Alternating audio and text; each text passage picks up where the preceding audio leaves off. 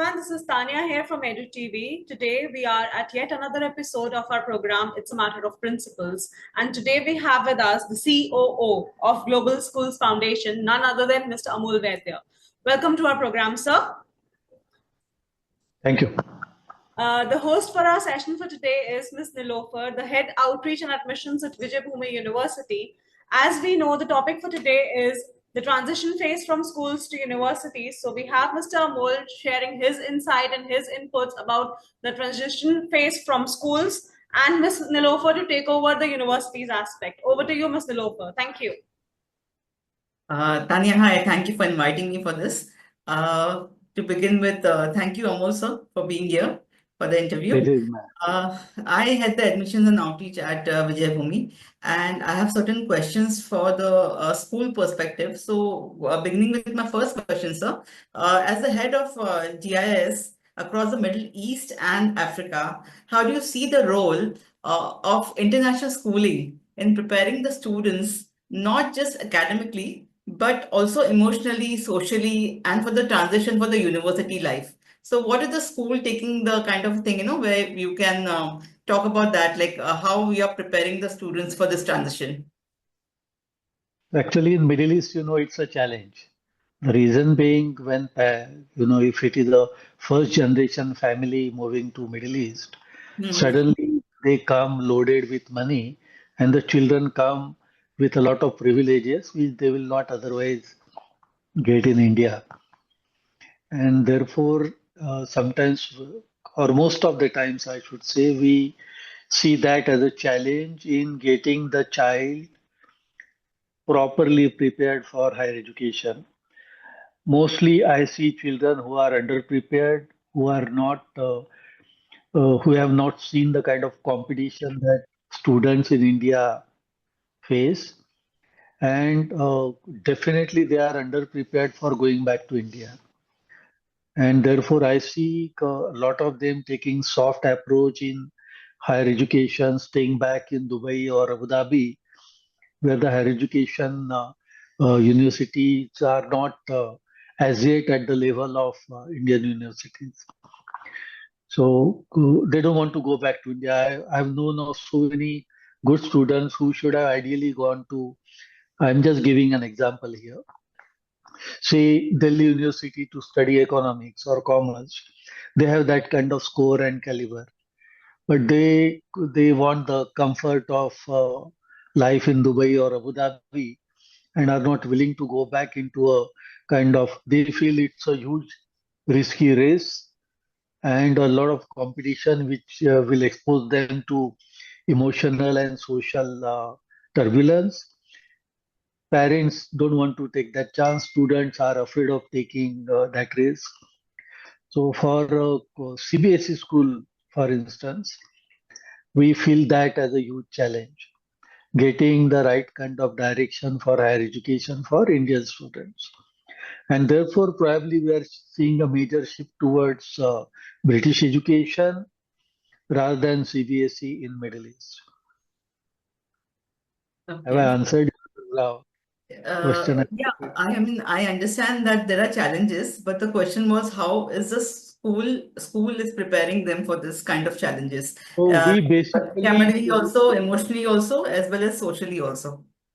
So we try and push them to be given the right kind of exposure. We organize a lot of school trips to India, basically to make them aware of the social reality back home in India and to prepare them emotionally and socially. Because, life of an expat family in Middle East is very isolated and secluded. Well, that's the nature of the society here. You don't even many times know who is the next door neighbor where you live in Dubai or say Kuwait or Saudi Arabia. And therefore, we try and sensitize them, give them the right kind of exposure. We also invite a lot of universities to talk to them early in their school life.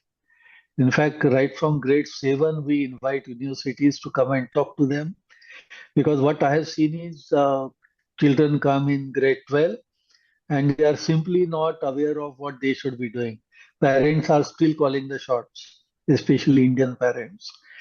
And many a times, to be honest with you, parents are not equipped to provide the right kind of input or support to the children. So that is where school steps in. We provide a lot of backup support and orientation programs from different universities. In fact, from grade 9, every Saturday, there is some or the other university globally coming into our campuses in Middle East now. It's kind of routine from grade 9 onwards, and we encourage parents to come as early as grade 6 if they wish. Okay. So that is how we are trying to pitch in from our side the best effort, but it's a challenge, to be honest. Okay. Okay. Uh, the second question will be with your global perspective, sir, what are some of the key differences you've observed in how students from various regions approach university readiness, and how can the school bridge the gap between those? So, you are a university, and I attend a lot of university conferences, and they always talk of, that we are not getting the right material from the school. And then they'll go ahead and interact with the industry and check with them what kind of input they require. But while a lot of talk is happening about why they are not getting the right kind of input from schools, the kind of interaction that universities do with industry are not happening on their supply line at the base. Universities should be going more and more into the schools to make them aware of what lies in the industry and how they can train themselves. We focus a lot on things like teaching student why learning is important, why learning ability, learnability is the key, and we give them many opportunities in the school so that they are abreast with all industry requirement and higher education requirements. But I feel that the dialogue between universities and school has to be more proactive. It cannot be only looked at since you are a person who drives business and admissions in the university. It can't be more basis. I come and spend 2 hours in your school for 4 days in a year. How many students do I get from your school? It cannot be as transactional as this. A larger interaction is required between universities and schools so that you ensure a proper supply line to your universities, thereby ensuring a proper supply line to the industry. Because ultimately, whether we like it or not, students today are trained for going into jobs, which is very unfortunate because the AI and the related disruption is going to mean that jobs are not going to be long term. And therefore, we should be training more and more students for entrepreneurship, focusing more on their learnability skills, focusing more on making them open to different ideas which can be disruptive in nature. And there, universities can play a larger role. If somebody takes lead, it may not be an activity in Neelofar where return on your expenses is going to be immediate. But it's like building a strong goodwill, a strong PR. We do a lot of effort in that direction by getting as many university experts and subject experts into the school. In fact, entire Saturday is given for that. At least 2 programs happen every week for students. But then much more can be done. Because one school doing is not going to be sufficient. Many schools have to do it. We can't only focus on CBSE results and say that, okay, our results are very good. What's the use of getting good results if children are not successful adults? We need to focus more on that. It is where universities like you and schools like Global School have to collaborate. Yes, sir. So at Vijaybhoomi University also as a head of outreach, I can tell you outreach and admissions. What we do is like we do a lot of workshops with the schools. We go there, we spend time there, we focus on the career domains. Okay, we don't talk about much like, we don't look for a short-term kind of a thing where we are just looking for admissions quickly, but we are building a brand also. We are creating awareness also. We are talking about the current careers which are emerging. Okay, in this AI, you have different careers coming up. So we promote in schools, and of course we also attend their career fairs. We talk to the counseling. We do one-on-one with the students as well as parents. We also do panel discussions where we talk about the what is happening around you, how the students can be aware on that. And this is brought to not only students but parents as well.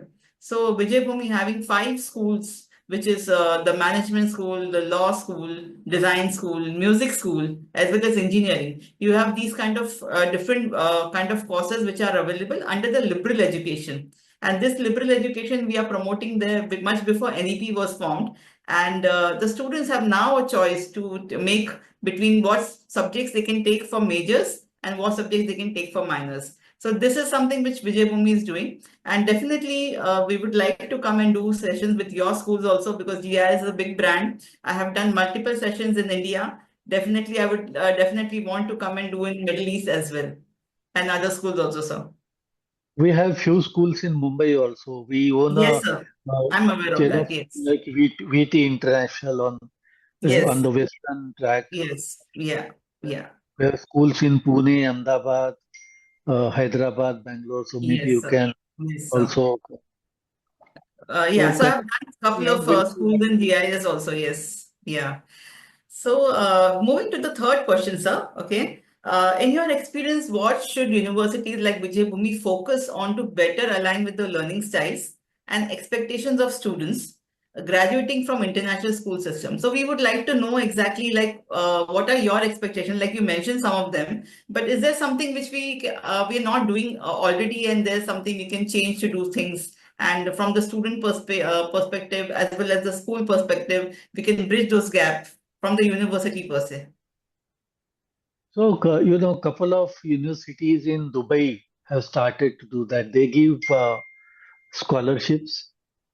In fact, there are a couple of universities, including British University in Dubai, who are even talking of giving 100% scholarship for Indian students. Okay. So that is something No, and very Vijay unique. Bhumi also we have scholarships, sir. So you finish first, I'll tell you about us then. Yeah. So scholarship is one. Mentoring is another area which people should look at, because as a school chain, we realize that you can't prepare students only for jobs. You have to prepare them to be entrepreneurs, because jobs are going to be very difficult going ahead. Take anybody's case. I mean, take my case for instance.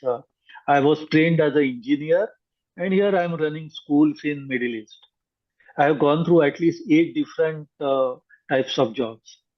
Had I stuck to being an engineer and not learned new skills, I would never have progressed in life.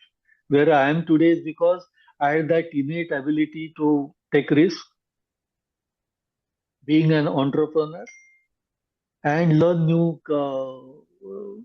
things in life. Now, these are the things which schools generally don't adopt in their curriculum. They'll purely go by.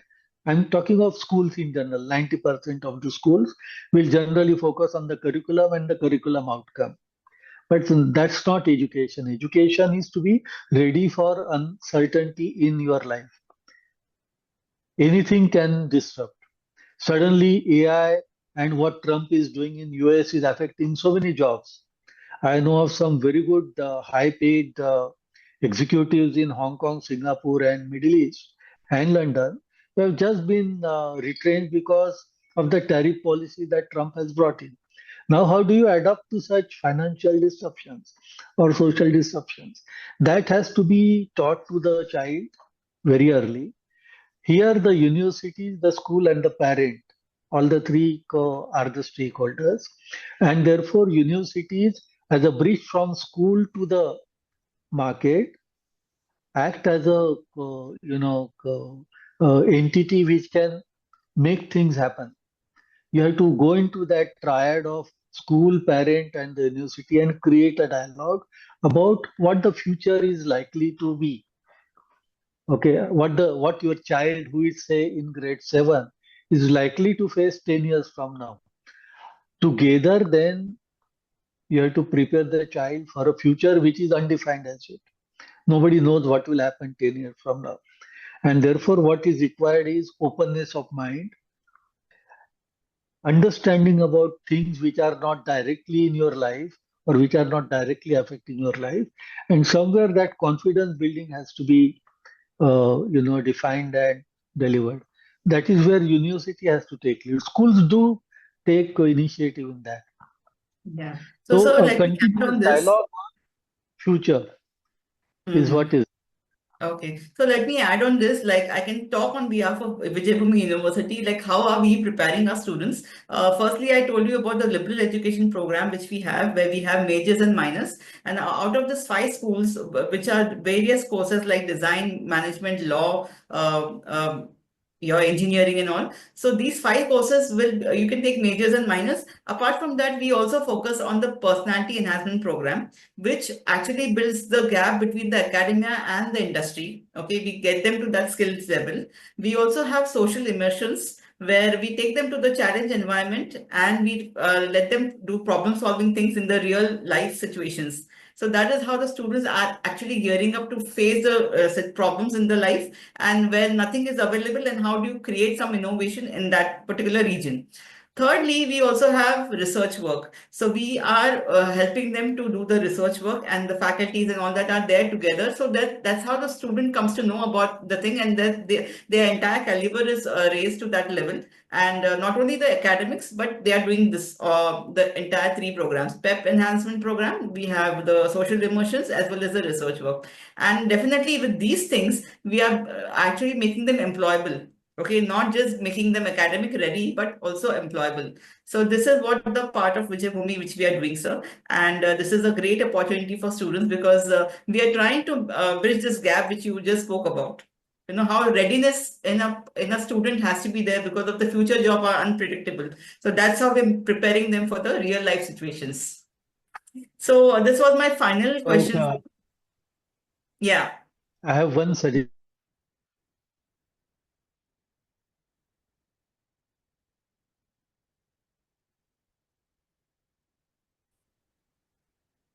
Sorry, I That cannot is hear one you. suggestion. Huh. Okay. So rather than focusing on make them employable, Yes, sir. focus Yes, on sir. make them entrepreneurs so that Yes. if jobs are not there, they can work for themselves. That is Yes, sir. number That's one. what we emphasize on. Yes. Number two, like you mentioned, your school of music. I hope you have the right patrons and mentors for good singing and music talent, which Yes, you can sir. identify right from the school and help them launch their music So career that is eventually. that we do, sir, already. So in music, we have like performing arts, we have fine arts, we have sound engineering, and we have Hindustani vocals. And we have great mentorship from the industry, like because we are closer to Mumbai and all the Bollywood hub is there. So music producers and everything is over there. So we take them to the to the music productions houses and all that. And they are the entrepreneurs. Tomorrow they'll be entrepreneurs. That's why we have this majors and minors. Even if they have taken music as majors, they will still can take BBA as a management course for the minors, because every engineer or a music composer or anybody in life would want to be an entrepreneur in life. So that's the way the liberal education frameworks work over here. We're not following the traditional way, but the liberal education, which student gets to choose the subjects, sir. So this was a real interesting pattern, sir. So if at all we get a chance to speak to your students, I'd be really happy to come and do the session, sir. Please reach out and Yes. take my ID from EDU TV and Definitely, reach sir. out and we'll see what best can be done. Thank you so much, sir, for your this Again, interview. We look forward to meet again. And thank you, Tanya and Eddie for the opportunity. Thank you so much. Thank you so much. I have, on behalf of the entire team of EDU TV, I would like to thank Mr. Amol from Global Indian International Schools and Ms. Neelofar from Vijaybhoomi University, Karjat. Thank you both of you for sharing your inputs from the school as well as from the university's point of view. Thank you all. rocks. You could be a master, don't wait for luck. Dedicate yourself and you gon' find yourself standing in the heart.